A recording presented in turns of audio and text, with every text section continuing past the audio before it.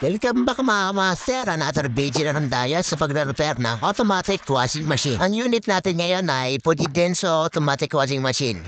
So medyo magabok na siya kasi nga hindi masyadong nagagamit. At tinanong ko nga muna pala yung may-ari kung anong problema ng kanilang washing machine. Ang sabi nila, bumabaha daw sa ilalim kapag ginagamit na nila. So taralim natin ang problema ng washing machine nito. So ayan, binuksan ko na yung bandang likod. Meron dyan tatanggalin na dalawang screw na special screw nga pala. So gamit lang kayo ng flat screw na balik.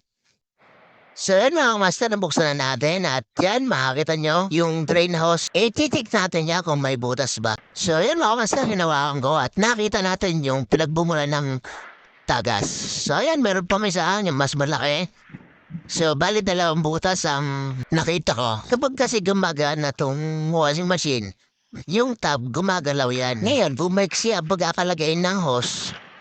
Tulad nito, ay talagang mababanat yan at doon na magsisimula yung pagkakaroon ng malit na butas hanggang sa pagtagal ay lumalaki na lumalaki. At dahil wala akong spare, saka medyo mahaba naman tong hose, ay pinatula ko muna. Tinanggal ko lang yung may sira. Medyo malaki nga pala ang butas niyang hose na yan. Kasi hindi na yan yung original. Ngayon, nilagyan ko siya ng special na galing din sa pinutol ko para sumikip yung hose na ilalagay natin. Kasi may tendency na mag-break kapag maluwag yung hose. Sunod naman natin ilagay yung lock. So yan, pansamantala, ito muna ang ilalagay ko kasi wala pang spare na hose. Bibili pa. Kaya ito muna ang ilalagay ko.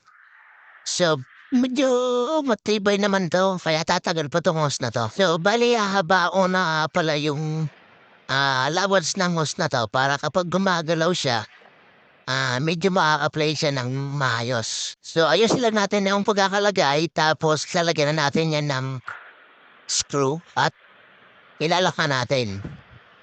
Tapos, higpitan na natin yung taklob niya sa ilalim, may dalawang screw yan. So, bali, dinobli ko yung lock dito. Nilagyan ko pa ng cable tie na dalawa para mas matibay. So, ayun mga master, gumagana na, nagkakarga na siya ng tubig, at umiikot na rin.